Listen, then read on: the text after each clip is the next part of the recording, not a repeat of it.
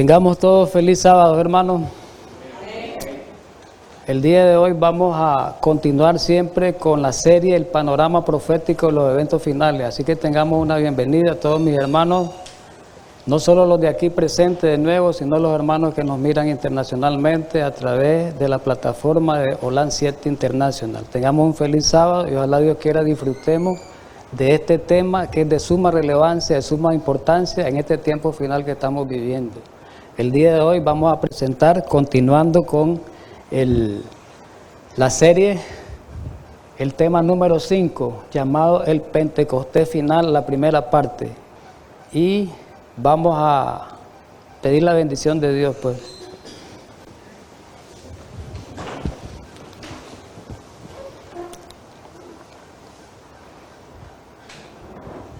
Eterno buen Dios y Padre Santo que mora en los cielos, muchísimas gracias en esta mañana, mi amante, Dios y Padre de la misericordia.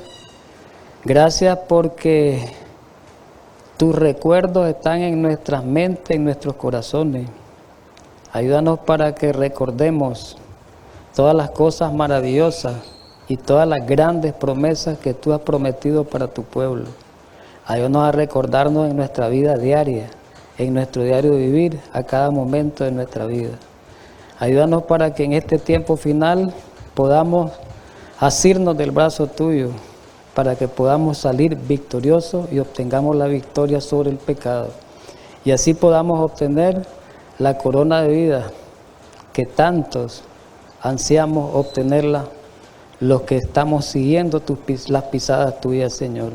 Ayúdanos pues en estos momentos difíciles que estamos viviendo, para que podamos transitar esa senda en este tiempo de oscuridad, en este tiempo final, en este tiempo de angustia, en este tiempo de muchas vicisitudes.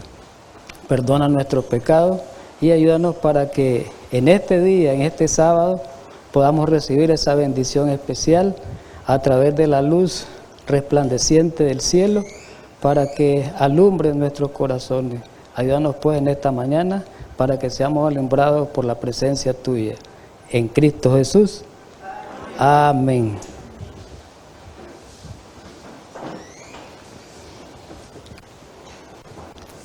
Como les decía en la introducción, vamos a estudiar el quinto tema. Se llama el Pentecostés Final. ¿Por qué el Pentecostés Final? Porque ya hubo un Pentecostés. Ese Pentecostés se dio hace 2000 años aproximadamente. Pero a través de los escritos hoy vamos a ver del Espíritu de Profecía, nos dice que este Pentecostés, este tiempo final, va a ser más abundante y más maravilloso, porque la presencia del Espíritu Santo va a ser dada en gran manera para el pueblo de Dios en este tiempo. ¿Y por qué lo vamos a ver en dos partes? Porque es necesario, siguiendo el consejo de la semana pasada cuando hicimos la introducción, se nos planteó un consejo cuando estudiáramos estos eventos finales principalmente. Y el consejo era que este mensaje, los predicadores, los que enseñemos este mensaje de verdad presente, los que enseñemos las profecías que tienen que ver con el tiempo final, debemos de presentarlas con claridad para saber dónde estamos, para dónde vamos. Pero al presentarla con claridad, tenemos que tomar un aspecto interesante, que es la decisión. Que podamos tomar al oír el mensaje. Porque al oír el mensaje tenemos que tomar una decisión. O verdaderamente arrepentirnos al oír la palabra, dice que la fe viene por el oír, o verdaderamente el corazón se endurece más. Entonces, al escuchar este mensaje tiene que haber decisión. Dice que la palabra de Dios no vuelve vacía. Y esa decisión, esa presentación del mensaje, tiene que alarmar a los oyentes. El mensaje tiene que ser presentado de una manera tan clara que alarme a los oyentes la profecía. La palabra profética más segura tiene que ser presentada que alarme. Y esa alarma nos va a inducir ¿a qué? A escudriñar las escrituras. Y ahí donde nosotros vamos a sentir la atracción del Espíritu Santo, la atracción de Dios. Puede ocurrir eso. Y ojalá Dios quiera que ocurra eso en cada uno de los hermanos que nos miran, en cada uno de los hermanos que estamos aquí. Esa cita se encontraba en Testimonio. Estoy repitiendo esto, repito, para mis hermanos que nos miran, de la semana pasada. La introducción de la semana pasada es válida también para este tema porque va dentro del contexto también de la crisis final. La segunda cita se encuentra en Testimonios para los Ministros, decíamos esa vez. En la página ahí está 117 y 118. Ha de proclamarse un mensaje que despierte a las iglesias. ¿Por qué el mensaje tiene que despertar a las iglesias? A una persona que está despierta no se va a despertar. ¿A quién se va a despertar entonces? Al que está dormido. ¿Qué quiere decir? ¿Qué miró la profeta para este tiempo? Que la iglesia cómo iba a estar en un estado como somnoliento, dormida. Dice que el mensaje, la segura palabra profética tiene que despertar a los que estamos en ese estado de sueño. Ha de hacerse todo esfuerzo para dar la luz, no solo a nuestro pueblo. El mensaje profético no es solo para nuestro pueblo, sino también para ¿quién? Para el mundo. Qué importante es esta introducción. Nuestros hermanos necesitan tener la luz puesta, dice, ante ellos con contornos más claros. Es importante eso, hermano. Vamos al tema, pues. Vamos a iniciar el tema y vamos a introducir, ahí será, digamos, como un preámbulo, algo para introducirnos. Ya vamos a entrar al tema, ese no era parte del tema. Como una antesala del tema era ese. Vamos a entrarnos al tema. El tema, repito, ¿cómo se llamaba el tema? El Pentecostés final. Quiero partir de lo siguiente. Dios le prometió al pueblo de Israel, a nosotros también, pero hablemos de Israel, antaño. Hay que partir de la historia para llegar a nosotros. Dios le prometió al pueblo de Israel muchas bendiciones. Muchas. Cuando iba a entrar a la tierra prometida, cuando estuvo en el desierto, le hizo todas las promesas, muchas. Cuando ustedes entren allá, les van a tener esto, van a hacer esto, van a tener esto, van a tener esto y muchas cosas, muchas promesas que no puedo mencionarlas todas, eran tantas. Pero todas esas promesas, y esas promesas eran para el bienestar de la nación. Para el bienestar. ¿Qué bienestar? Espiritual y material. Las dos cosas. Las bendiciones eran espirituales y materiales.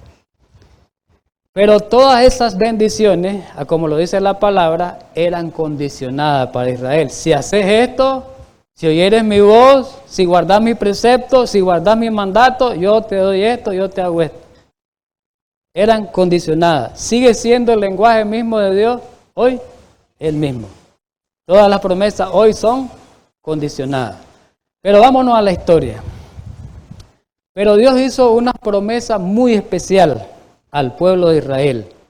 Y era una promesa que tenía que ver con el bienestar físico material, con el bienestar físico de la vida, con la parte material de la vida que tenía que ver con la comida, con el alimento, ¿verdad? Que Dios le iba a proveer el alimento al pueblo de Israel, esa era una gran bendición.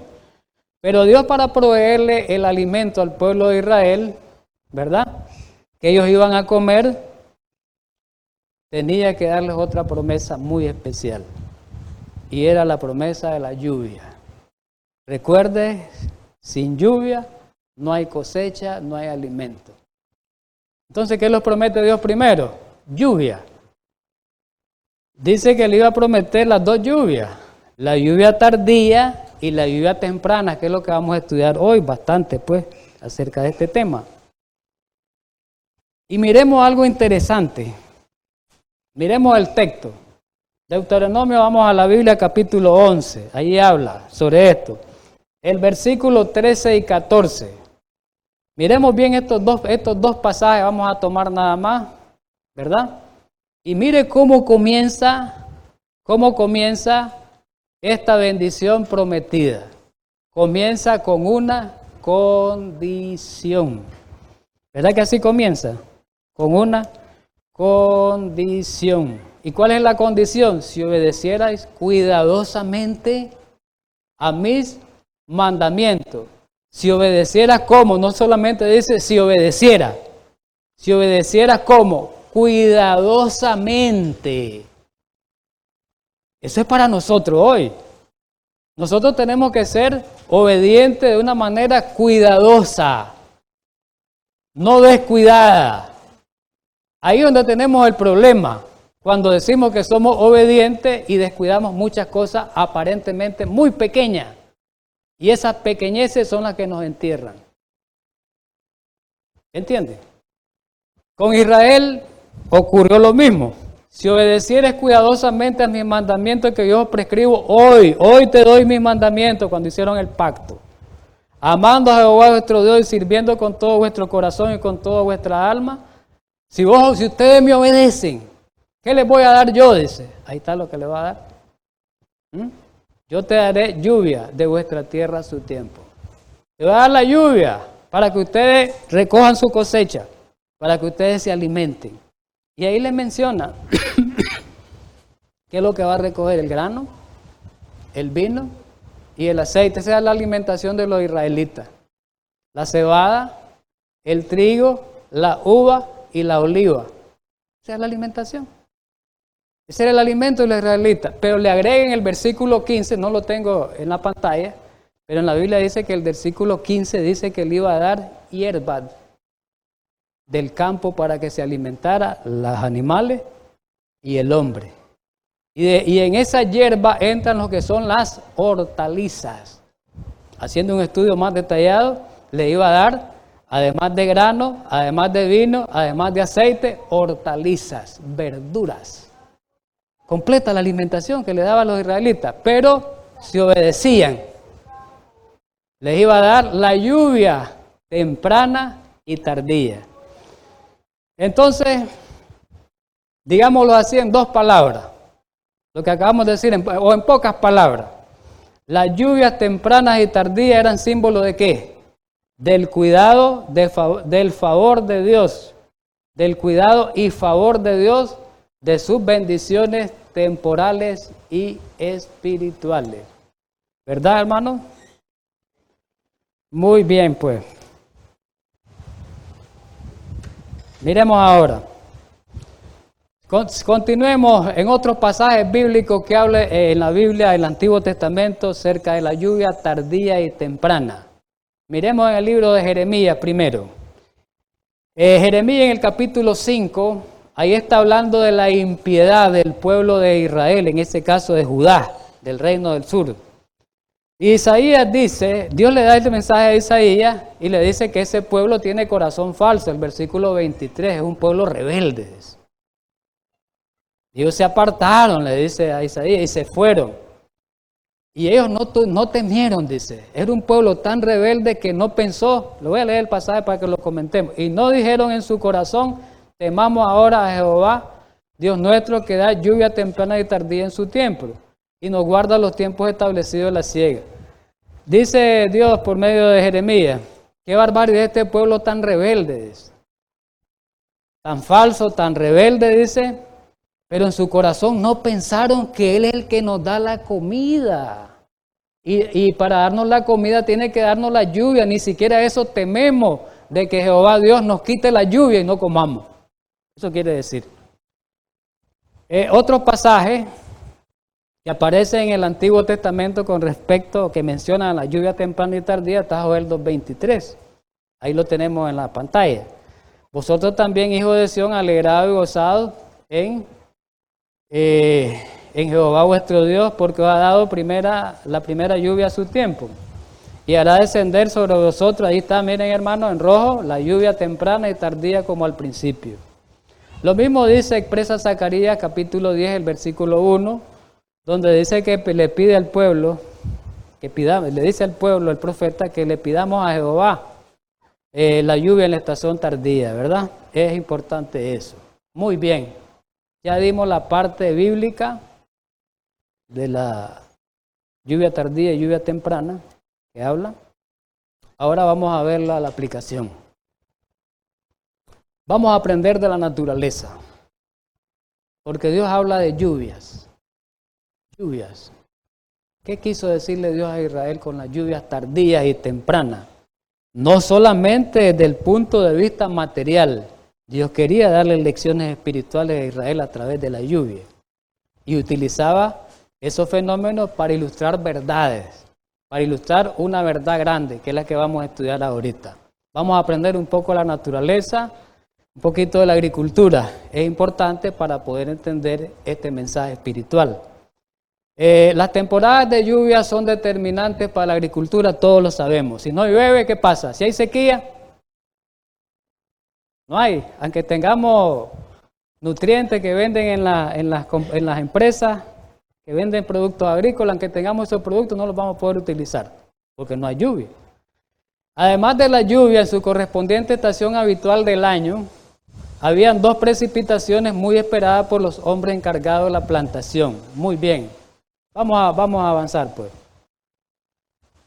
Además, normalmente la lluvia cae en el periodo invernal, ¿no? Invierno.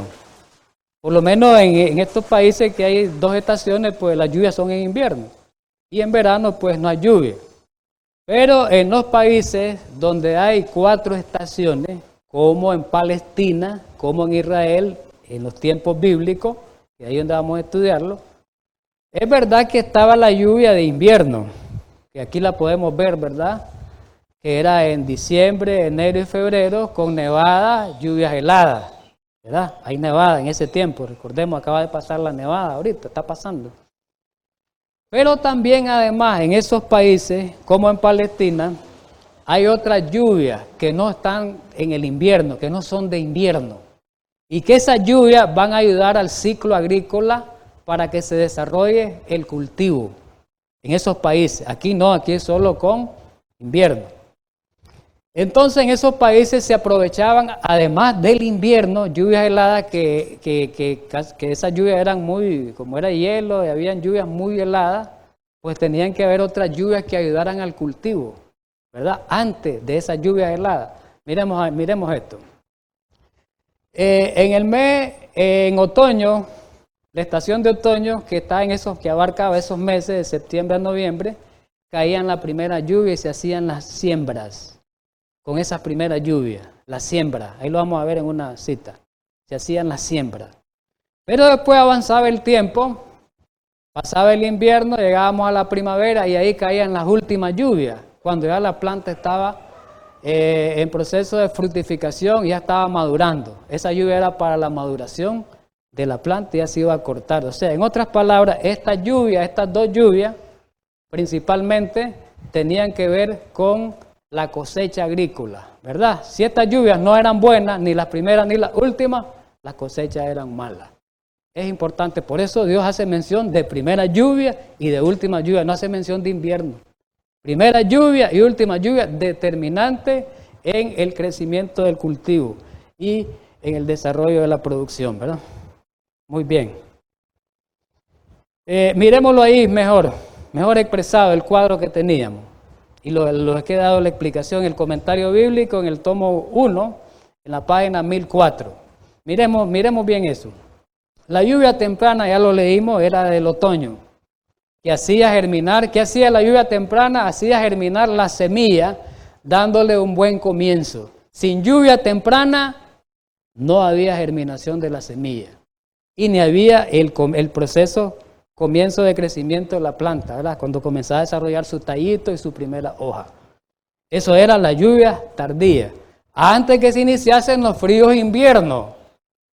Antes que llegara el frío del invierno, tenía que la planta germinar y desarrollar en su crecimiento inicial. La semilla no podía brotar a menos que cayese esa lluvia, la lluvia temprana. Esa caía en el 8º mes, ya lo dijimos, era entre octubre y noviembre. La semilla no podía brotar a menos que la lluvia cayese a su tiempo. Esa era la primera. Vamos a la segunda lluvia, la última. La lluvia tardía caía en primavera, ¿en qué meses? Marzo, abril. ¿Y qué hacía esa lluvia? Era la que hacía madurar la cosecha, lo que yo les expliqué. Una era para brotar la semilla, para que germinara y el crecimiento inicial, y la otra era para terminar su ciclo. O sea, en otras palabras, una era para el inicio del ciclo agrícola y el otro era para el cierre del ciclo agrícola. ¿Estamos de acuerdo? Muy bien, miremoslo en un gráfico mejor. ¿Está mejor aquí? Tomemos el del tomate, el ciclo agrícola del tomate, para que lo miremos mejor. La germinación del tomate está dependiendo de la variedad, es entre 4 a 8 días. Entonces, para que el tomate germine, ¿qué necesita esta semilla? ¿Qué necesitaba? La lluvia temprana. Sin lluvia temprana no germinaba el tomate. El tomate seguía creciendo hasta su segunda crecimiento temprano. Todavía la lluvia temprana aquí tenía incidencia. Aquí. Después venía la etapa vegetativa, ¿verdad? Que era de unos 20 a 30 días. Después venía la etapa de floración, que necesita agua también bastante. Ahí están los tiempos. Y finalmente después llegaba la etapa de fructificación. Ya comenzaba el fruto verde y después la maduración, que era en la parte final. Y después se cortaba la cosecha. Ese era el proceso, el ciclo. También podemos verlo en el arroz. Miremoslo en el arroz, hermano. Ahí están las fases, mire, de crecimiento. No sé si lo miran, ¿verdad? Ahí, ¿verdad? Miremos el del arroz. Dependiendo de la variedad, 4 o 5 días. La germinación, después el desarrollo inicial de la planta, después el macollamiento, después viene la etapa de la reproductiva, ¿verdad? Cuando comienza después la floración, después la fructificación, hasta la fase de maduración. Todo esto es una fase ilustrativa que Dios nos quiere mostrar a través de fenómenos que están relacionados con la agricultura. Quiere mostrarnos una verdad espiritual, que es la verdad de nuestro crecimiento espiritual a través de la lluvia del Espíritu Santo. Vamos a continuar. Vamos a la aplicación espiritual. Osea nos da las pautas para la aplicación espiritual. Leamos Osea capítulo 6, versículo 3. Esa es la que nos da las pautas de la aplicación espiritual a la lluvia tardía y a la lluvia temprana. Vamos a leer Osea 3 en nuestra Biblia. Hablando también de la condición espiritual, de la insinceridad que tenía el reino. En ese capítulo está hablando de la insinceridad, ¿verdad? Osea, que fue el último profeta del reino del norte, le está diciendo a Israel que es una nación insensata, que es una nación que no tiene piedad, que es una nación impía, le está diciendo en ese capítulo. Llega un momento y en los capítulos anteriores. Y ahí dice, al final, la promesa grande que le está planteando el profeta a Israel es que busquen a Jehová Dios y que conozcan a Jehová Dios. Y pone el ejemplo del fenómeno de la lluvia. Vamos a leer el pasaje. Y conoceremos y proseguiremos en conocer a Jehová. ¿Cómo lo vamos a conocer? Dice que como el alba está dispuesta a su salida. ¿Y cómo va a llegar Jehová a nosotros? Dice. Y vendrá a nosotros como la lluvia. ¿Cuál lluvia? La tardía y la temprana. Dice que Jehová iba a llegar a Israel como una lluvia. No literal la lluvia. Ahí está hablando espiritualmente. Está hablando de una manera figurada. Dios iba a llegar como una lluvia, como un torrente a la vida de cada uno de los israelitas. Así es nosotros hoy, pero apliquémoslo allá. ¿Y de qué manera? Bueno, cuando lo buscaran de todo corazón. Cuando lo buscaran de todo corazón y conocieran a Dios, Él iba a venir como un torrente de lluvia, ¿verdad? Un torrente de lluvia. ¿Quién era ese? La lluvia es un símbolo del Espíritu Santo. En otras palabras, lo que estaba diciendo O sea, que para conocer a Jehová tenían que conocer, ¿verdad? El mensaje de Dios, haber sido inducido por el Espíritu Santo al arrepentimiento. Eso es lo que le estaba tratando de decir. Ahora, el Señor emplea estos fenómenos de lluvia para ilustrar la obra del Espíritu Santo en el ser humano. En su aplicación a la iglesia cristiana, las lluvias que representan la obra del Espíritu Santo, dice el comentario bíblico. Miremos en Eventos de los Últimos Días, página 187. Dice, el Señor emplea estos fenómenos naturales para ilustrar la obra del Espíritu Santo, así como el rocío y la lluvia caen, lo leíamos, al principio para que la semilla germine. Al principio, ¿verdad? Que es la lluvia temprana, y luego para la cosecha madure, que es lluvia tardía, está poniendo el ejemplo, se da el Espíritu Santo para que lleve a cabo a través de sus etapas el proceso de crecimiento espiritual. Así como la planta crece, porque le cae la lluvia y va desarrollando, así quiere Dios que nosotros crezcamos cuando nos cae la lluvia, cuando recibimos la lluvia del Espíritu Santo, en cada una de nuestras etapas de crecimiento hasta alcanzar la maduración, que es la perfección del carácter semejante a Cristo. Eso es importante verlo, ¿verdad? Dice que mediante el poder del Espíritu Santo se ha de perfeccionar el carácter. En el carácter dice la imagen moral de Dios. Debemos ser totalmente transformados, dice, a la semejanza de Cristo el carácter. Muy bien, eso es hablando espiritualmente. Pero tenemos que, antes de seguir hablando de este tema, de la lluvia tardía y lluvia temprana, o de lluvia tardía, pues, porque para hablar de lluvia tardía hay que hablar de lluvia temprana, o del Pentecostés que estábamos hablando. Tenemos que ver que la lluvia derramada por el Espíritu Santo se puede ver desde dos puntos de vista, o afecta a la persona desde dos puntos de vista. Se ha visto históricamente y hoy en la actualidad.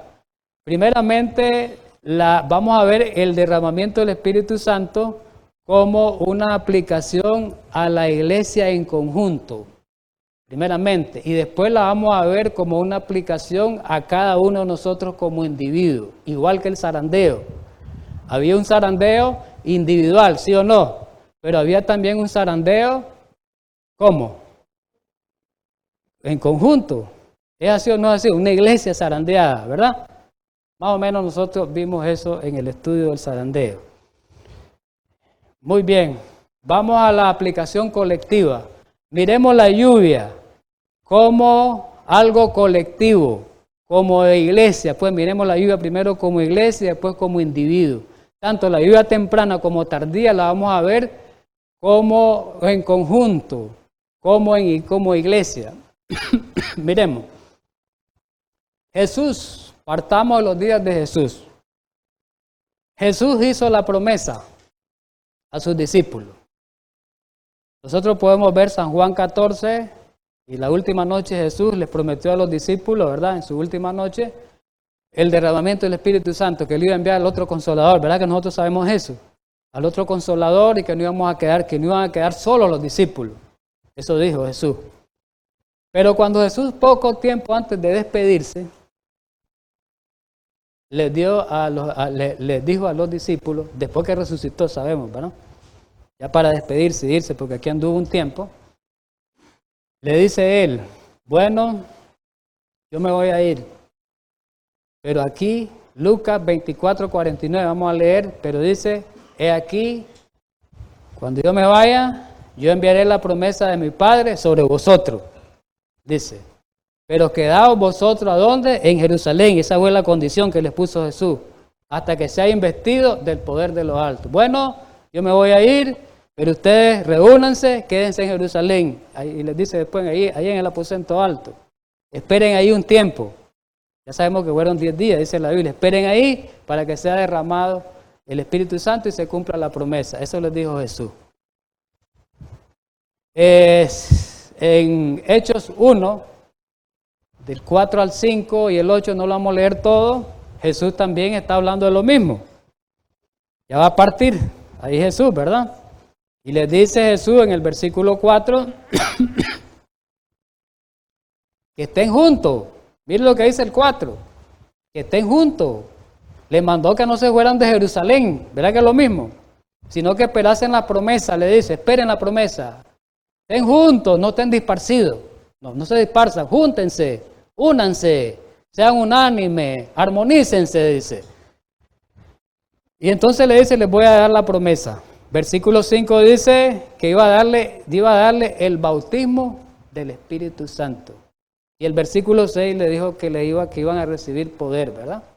La pregunta es, ¿qué hicieron los discípulos en esos 10 días? Que eran 10 días de preparación espiritual para esperar el derramamiento del Espíritu Santo. ¿Qué hicieron los discípulos? La Biblia dice lo que hicieron. Lucas 24, por favor, ahí del 50 al 53. Entonces ahí está hablando, pues, no lo vamos a leer literalmente, les está diciendo despedida y les está diciendo siempre que estén siempre juntos. Y dice que ellos, después de haber orado, volvieron a Jerusalén con gran gozo, versículo 52. Versículo 53, miremos, y estaban siempre los discípulos, ¿cómo? ¿A dónde estaban? En el templo. Estaban alabando y bendiciendo a Dios. Los discípulos cumplieron lo que Jesús les dijo, estén juntos, reunidos. Y estaban en el templo. ¿En qué experiencia estaban en el templo? En la experiencia de ¿qué? Espiritual. En una experiencia que estaban ellos adorando a Dios, estaban preparándose espiritualmente, estaban alabando, bendiciendo a Dios. Y en Hechos 1 habla de la misma situación. Y repite lo mismo, menciona a los discípulos en el versículo 13, pero el versículo 14 que nos interesa. ¿Cómo estaban los discípulos en ese tiempo? Esos 10 días de preparación, ¿cómo estaban? El versículo 14 dice que perseveraran unánime en oración y ruego. Y en el anterior dice que estaban en el mismo templo alabando y bendiciendo a Dios. O sea, estaban en una experiencia de ¿qué? De consolidación espiritual. Una experiencia de santificación. Es una experiencia de consagración mientras recibían la promesa del Espíritu Santo. La pregunta es, nosotros estamos deberíamos estar en esa misma experiencia, porque se nos da la promesa a nosotros también de que el Espíritu Santo va a caer como la lluvia tardía en este tiempo. La pregunta es para cada uno de nosotros, ¿estamos en esa condición de los 10 días que estaban los discípulos? Cada quien contestémonos esa pregunta, ¿verdad? Muy bien. Vamos a la parte histórica. La lluvia temprana cayó en Pentecostés, como iglesia.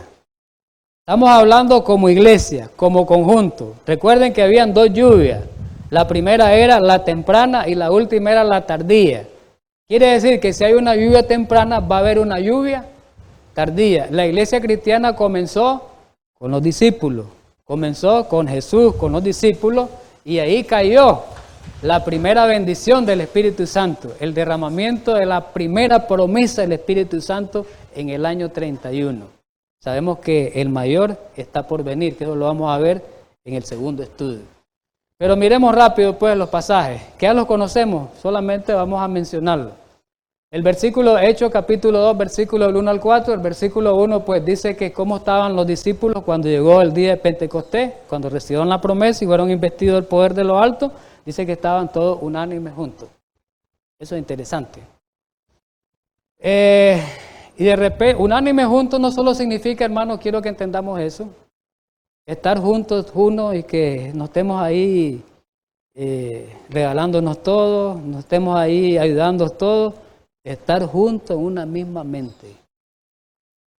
Todos una misma mente, que conozcan el mensaje, todos que creamos en el mismo mensaje.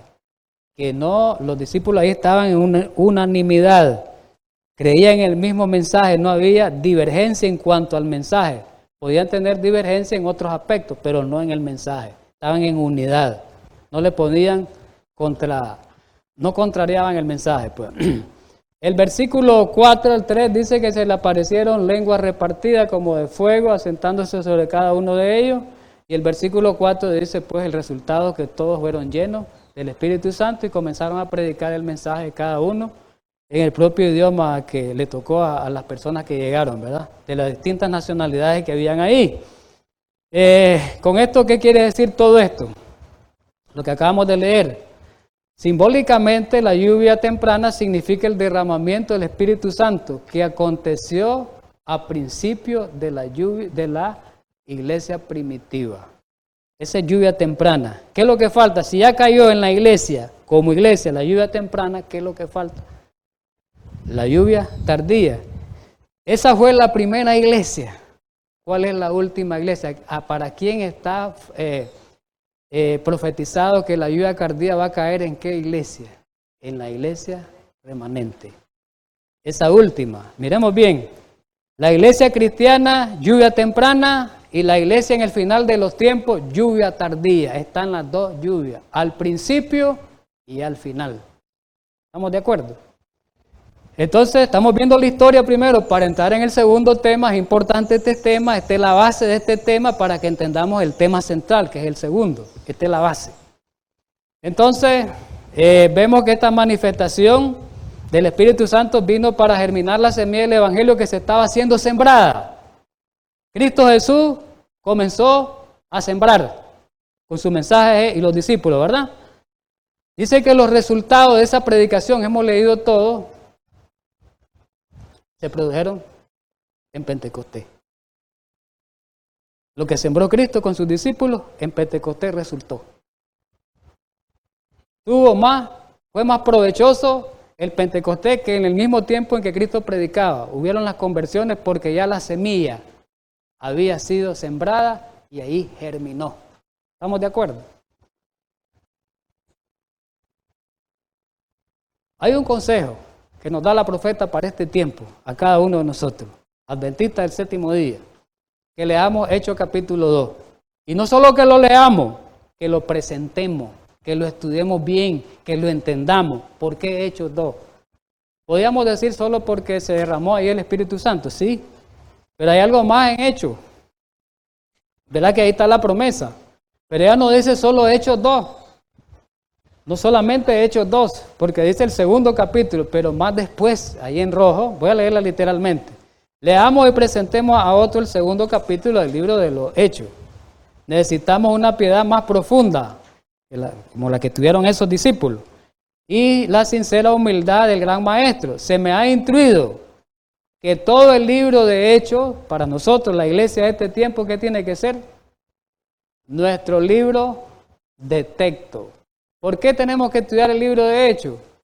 Ahí se va a repetir, porque la historia que está en Hechos se va a repetir con la última iglesia. Las persecuciones en los días de Pablo y Pedro vuelven de nuevo. Eso vuelve. Las vicisitudes que pasaban los discípulos y angustia vuelven de nuevo. Entonces hay que estudiar esa historia para alentarnos, ¿verdad? Lo que pasaban los discípulos tenemos que pasarlo nosotros. Resultado de la lluvia temprana. ¿Cuáles fueron los resultados de esa lluvia temprana? De la efusión grande y maravillosa del Espíritu Santo. Dice que fueron muy buenos resultados. Primero, Hechos 2:4 dice que comenzaron a hablar en lengua. Predicaron el mensaje en lengua. Y Hechos 2:37, 38 y 41, cuando le estaba predicando Pedro en aquel primer sermón, dice que mucha gente, se compungió de corazón. Versículo 37. Al oír esto se compungieron de corazón y dijeron a Pedro y a los otros apóstoles, varones hermanos, ¿qué haremos? Fueron tocados por el Espíritu Santo. Y le dijeron a Pedro y a los demás discípulos, ¿qué hacemos? ¿Qué hacemos cuando se dieron cuenta que mataron al Salvador? Cuando se dieron cuenta que ese Salvador muerto era verdaderamente el Dios, el Mesías. ¿Qué haremos, Pedro? Arrepiéntanse. Ahí está el versículo 38, arrepiéntense y bautícense para que reciba al Espíritu Santo. ¿Y qué pasó como resultado? Ahí lo dice el versículo 41. Así que los que recibieron su palabra fueron bautizados y se añadieron, ¿cuánto? Como 3,000 personas aquel día. Clase de predicación del Evangelio. ¿Qué clase de evangelización, verdad? Ese tema hizo germinar la semilla que había sido sembrada. ese tema de Pedro, ese tema de ese desarrollo, digamos, del hablar en lengua, a través de la lluvia tardía, fue la que produjo, digamos, ese alcance mundial en ese tiempo de ver esa cosecha grande de 3,000 personas, pero el capítulo 4 habla de 5,000. 4,4, más después, dice que más después, en ese mismo tiempo, dice que 4,4, pero muchos de los que habían oído la palabra creyeron y el número de los varones eran como 5,000, ¿verdad? Pero, o sea que los resultados de la lluvia tardía, hablar en lengua masivamente para predicar el evangelio, ¿qué más hubo? Conversiones por miles. Conversiones por miles. ¿Y qué más hubo? Sanidad. Vamos a ver en el capítulo 3 de Hechos, sanidad. Capítulo 3 de Hechos, por favor. Sanidad, no vamos a leerlo literalmente por el tiempo. Hechos 3, ya hemos leído esta historia. Solo me van siguiendo ustedes con la Biblia. Habla de la curación de un cojo, nos dice a los discípulos. Dice que Pedro y Juan en el versículo 1 estaban junto al templo a la hora novena, a la hora de la oración. Y ahí el versículo 2 dice que había un cojo de nacimiento ahí en la entrada, dice. El versículo 3 dice que estaban pidiendo limosna. Y que le pidió limosna a los apóstoles, a Pedro y a Juan. Pero en el versículo 5 les dijo él, como que estaba esperando el cojo que le diera algo, Pedro y Juan. Pero Pedro le da la respuesta en el 6. Mas Pedro le dijo, mira, le dice, yo no tengo oro ni plata, no tengo dinero para darte, le dice. Pero te voy a dar algo, ¿qué más que el dinero? Le dice. Que le dio la sanidad. En el nombre de Jehová, le dice, en el nombre, de Jesús de Nazaret, levántate y anda. Y los versículos que siguen dice pues que el hombre comenzó a andar y quedó alabando a Dios, hermanos, siguiendo a los discípulos. Entonces hubo sanidad.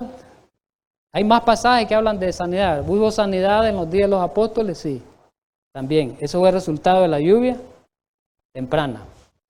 Entonces el derramamiento del Espíritu en los días de los apóstoles fue el comienzo de la lluvia temprana, ¿no? ¿Cómo fueron los resultados? Ya los miramos. Fueron gloriosos. Eran los resultados.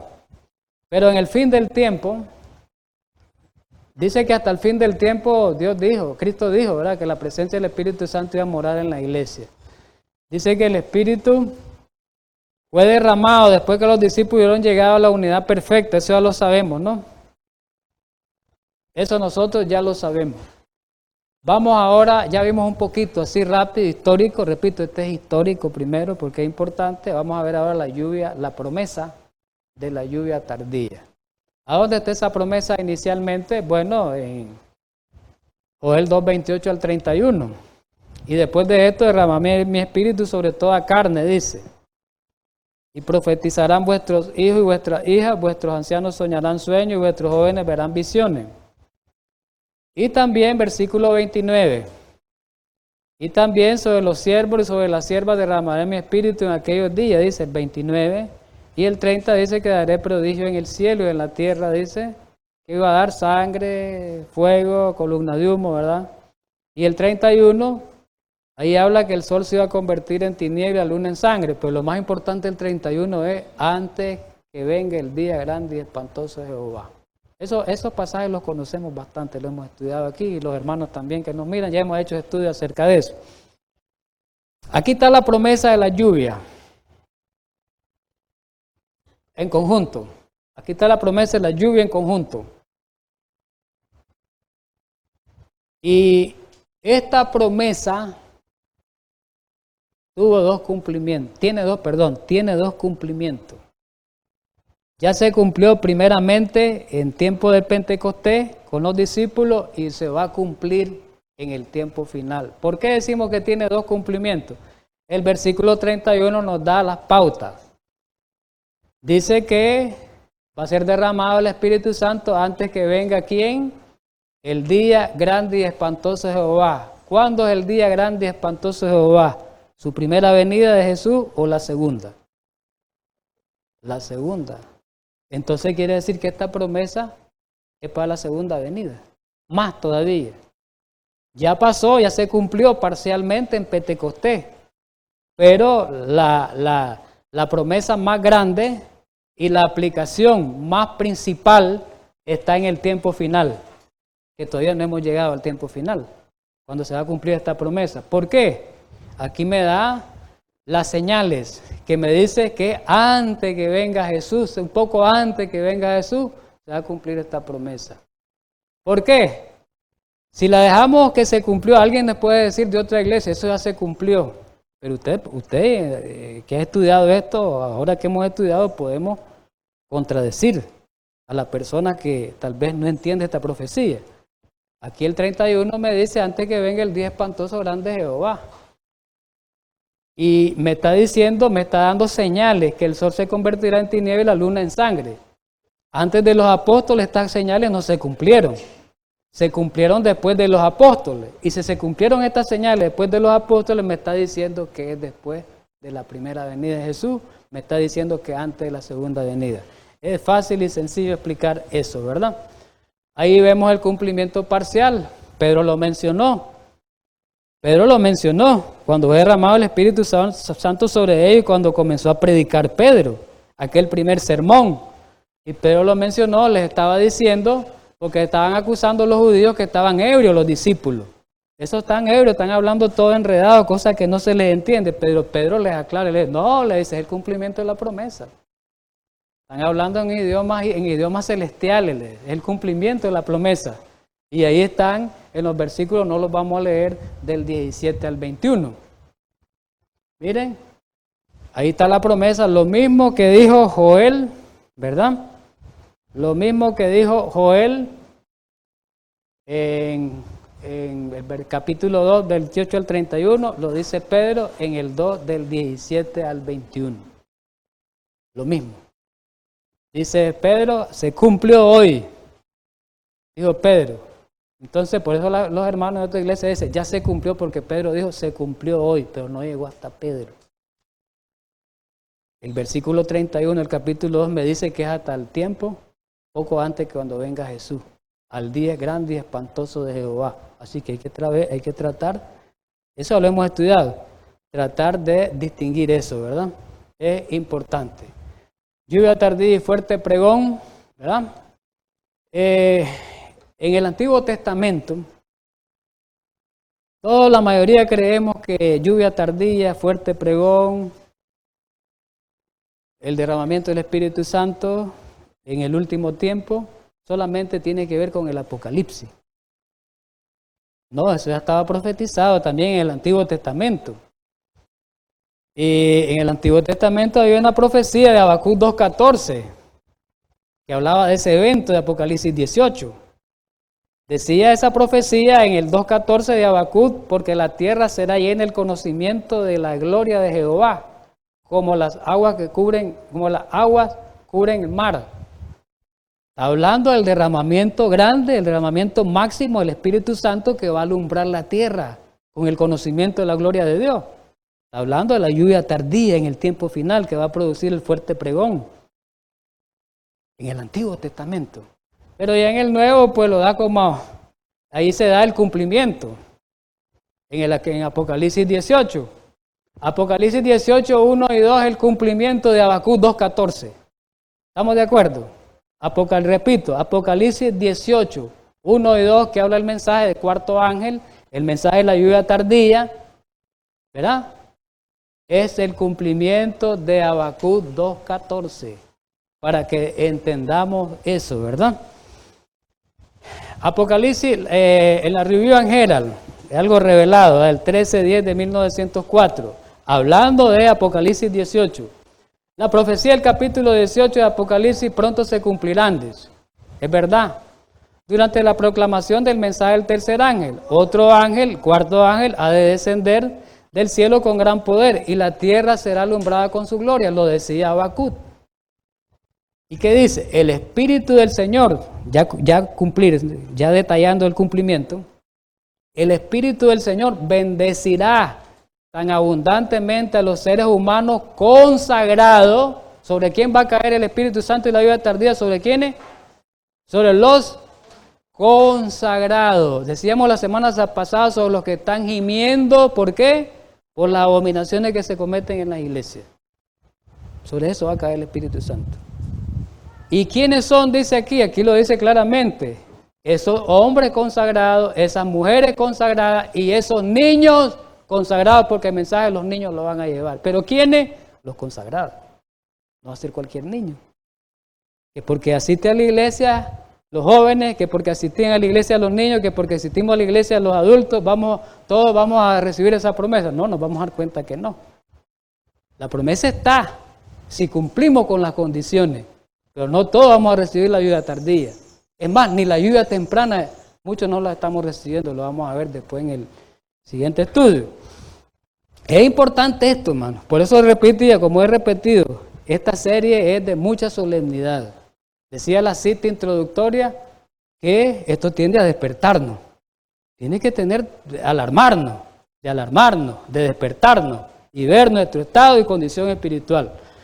Dice que esos niños, esos hombres, esas mujeres que habla ahí consagrados, abrirán sus labios en alabanza y acción de gracia y van a llenar la tierra el conocimiento de Dios y de su gloria inigualable, como nunca. El Pentecostés quedó corto con los apóstoles, con lo que viene. Y Dios va a utilizar a este pueblo supuestamente. Pero la pregunta es, ¿este pueblo nosotros estamos preparados para recibir esa comisión y para que podamos pasar por esa experiencia? Eso es importante que cada uno de nosotros meditemos, porque decía la cita introductoria que nos tiene que alarmar. Pero además, ¿qué es lo que decía la otra cita? ¿No recuerdan? Alarmarnos para que hagamos las decisiones, para que tomemos decisiones. Sigo leyendo. Los que han mantenido, aquí viene lo importante, el principio de su confianza firme hasta el fin, los que no hemos titubeado en el mensaje, ni nos hemos ido, nos hemos venido, nos vamos, nos venimos, óigase bien los que titubeamos y los que estamos así, óigase bien. Dios no quiere esos titubeos. No quiere Dios que a estas alturas estemos en esa condición. Los que han mantenido el principio de su confianza firme hasta el fin, ¿a quién le va a dar la corona de vida? Dice Apocalipsis, dice Juan. Al que sea fiel hasta la muerte. Pero puedo ser fiel 5 años y después 1 año ando allá y después me regreso. ¿Creen ustedes eso? ¿Creen ustedes que el Espíritu Santo se va a derramar así en esas personas? Es muy difícil, a menos que haya un cambio rotundo. Es muy difícil, no es imposible, porque nada es imposible para Dios si se arrepiente verdaderamente. Pero a veces no venimos a la iglesia arrepentidos de nuevo, cuando regresamos. Muchas veces no venimos arrepentidos.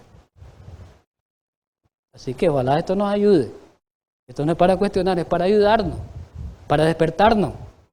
Los que han mantenido el principio de su confianza firme hasta el fin estarán bien despiertos durante el tiempo cuando se proclame el mensaje del tercer ángel con gran poder.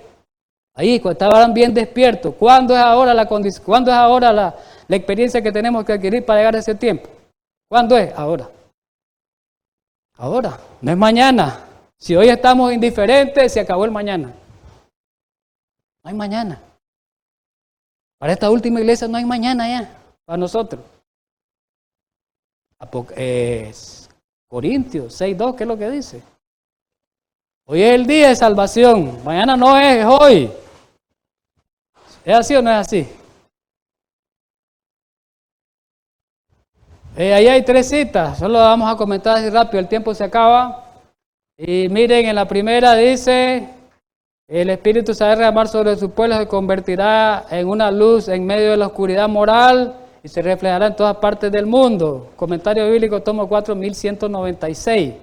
Y en primeros escritos, página 86, cuando va a descender la lluvia tardía, ¿para qué? Para dar poder a la voz fuerte del tercer ángel y preparar a los santos para que puedan subsistir cuando caigan las 7 plagas. Sin lluvia tardía, no podemos, vamos a perecer en las plagas. necesitamos la lluvia tardía y ser sellados por Dios para que podamos pasar incólumes en la plaga y no nos hagan nada. Si no hay sellamiento, no hay lluvia tardía, vamos a perecer, a ser aniquilados en las plagas. Interesante eso. Esta hora será semejante a la que se realizó en Pentecostés, la que viene, que esa la vamos a ver en la segunda parte. Dice que como lluvia temprana fue dada al principio de la efusión del Espíritu Santo, al principio del ministerio evangélico, para hacer germinar pues la semilla. Así digámoslo. Ahora la lluvia tardía será dada al final de dicho ministerio para hacer madurar la cosecha. Miremos. Ahí están esas tres últimas, miren, para ya terminar esta primera parte. Dice que se promete la concesión espiritual, la concesión especial de la gracia espiritual para preparar la iglesia para la venida del Señor. ¿Para qué la lluvia tardía? Para preparar a la iglesia para la venida del Señor. Si no estamos recibiendo la lluvia temprana, no vamos a recibir la tardía, hoy lo vamos a ver. Y el que no recibe lluvia tardía, no va a esperar al Señor, no vamos a esperar al Señor, porque no vamos a estar preparados. Este tema de hoy es crucial, que lo entendamos en nuestra experiencia. ¿Vamos entendido? La cita 2 en Conflicto de los Siglos, esa era Hechos de los Apóstoles, la página 45. La cita 2 dice... El conflicto de los siglos, página 5:17. Antes que los juicios de Dios, ¿cuáles son los juicios de Dios? 7 plagas. Caigan finalmente sobre la tierra, que va a haber en el pueblo un avivamiento de la piedad primitiva, cual nunca se ha visto desde los tiempos apostólicos. Esa es la lluvia tardía. En la última cita, testimonio, Joya de los Testimonios, tomo 3. Ahí está la página. El derramamiento en los días de los apóstoles, ¿qué cosa fue? La lluvia temprana, y glorioso fue el resultado, ya lo vimos, fue glorioso el resultado, fue grande el resultado, fue maravilloso el resultado, pero ¿qué se dice de la lluvia tardía? Será más abundante. Eso lo vamos a ver en la segunda parte. La lluvia tardía va a ser más abundante, y mi querido hermano, en esta mañana Dios nos quiere hacer partícipe de esa experiencia. Dios quiere derramar sobre nosotros la efusión del Espíritu en gran cantidad, más que en el tiempo de Pentecostés. Somos bendecidos por Él, somos privilegiados por Él, porque quiere hacernos partícipes de ese gran evento.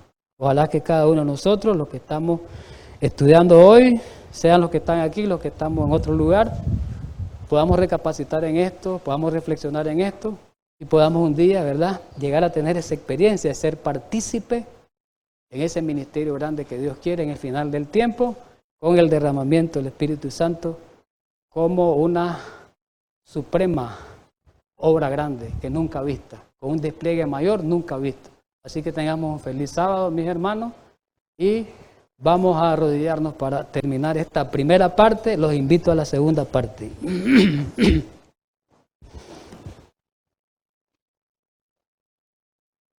Querido y amante Padre Celestial, gracias infinitas a esta hora por habernos derramado tu Espíritu. La promesa dice que tu Espíritu estaría para siempre en la iglesia hasta el tiempo final.